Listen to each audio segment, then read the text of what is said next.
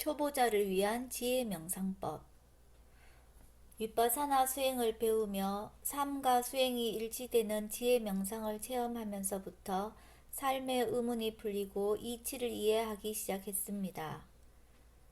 과거에 써두었던 수행 일기를 펼쳐보면서 그때의 마음을 되새겨 보니 바른 생각과 바르지 못한 생각이 동시에 보였습니다. 그래서 과거의 나를 초보 수행자로 삼고 현재의 나를 수행 선생님으로 설정하여 윗바사나 지혜 수행 방법을 정리해서 마음의 힘을 키우는 자기 개발서 꾸러미를 만들어 보았습니다. 자신의 몸과 마음을 알기 위하여 이 책에서는 초보자가 꼭 실천해야 하는 지혜 명상 방법을 제시하였습니다.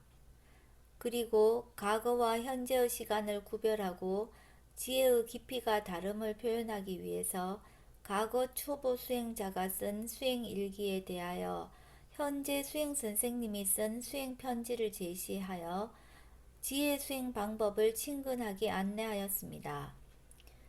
과거 초보 수행자와 현재 수행 선생님은 작가라는 동일 인물이며 과거 일기에 비하여 깊어진 현재의 마음을 편지 속에 녹여서 생활인을 위한 구체적인 지혜 명상 방법을 전달합니다.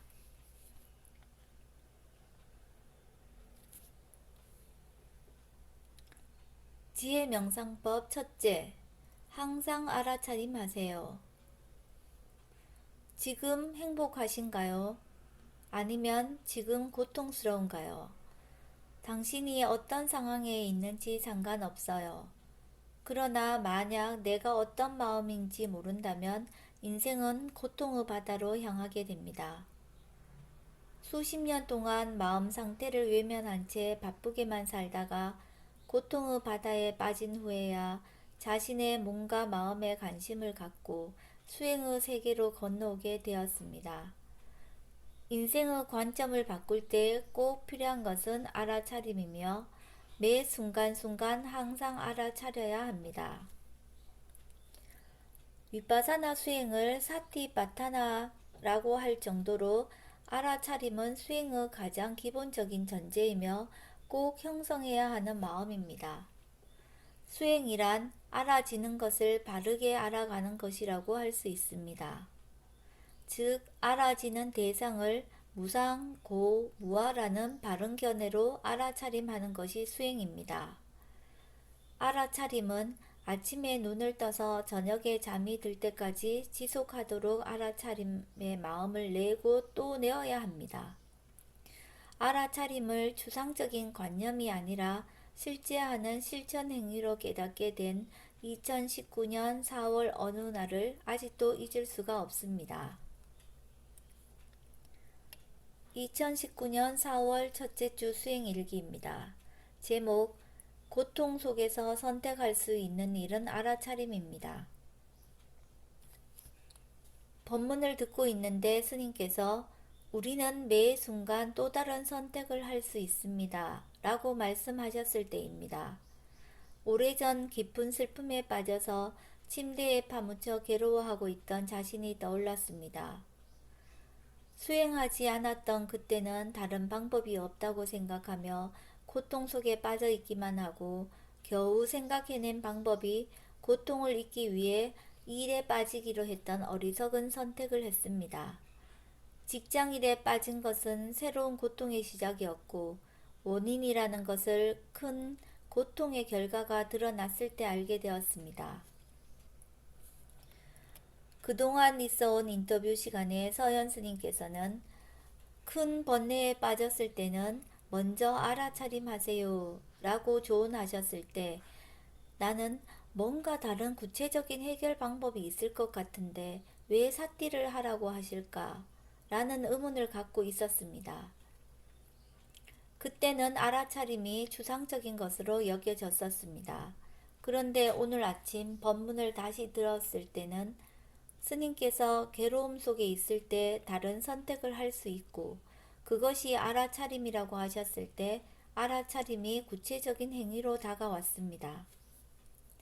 오래전 깊은 고통에 빠졌을 때 내가 할 수 있는 일은 아무것도 없다고 생각했는데 알아차림이라는 선택이 있었던 것입니다. 단지 몰랐던 것입니다.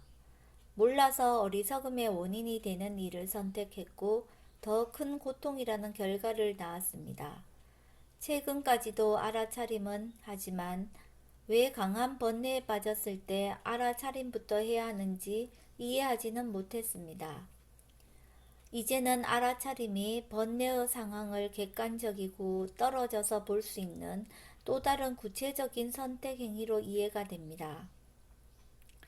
강한 번뇌에 휩싸일 때 단지 알아차림함으로써 알아차림이라는 새로운 원인이 괴로움이라는 상황에서 벗어나는 결과를 만드는 선택 행위라는 것을 알게 되었습니다.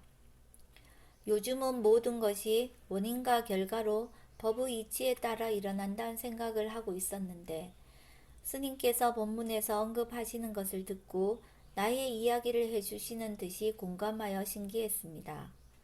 담마숲에서 법을 펼쳐주시는 모든 스님들께 감사드립니다. 다음은 현재의 마음이 과거의 나에게 쓰는 편지입니다.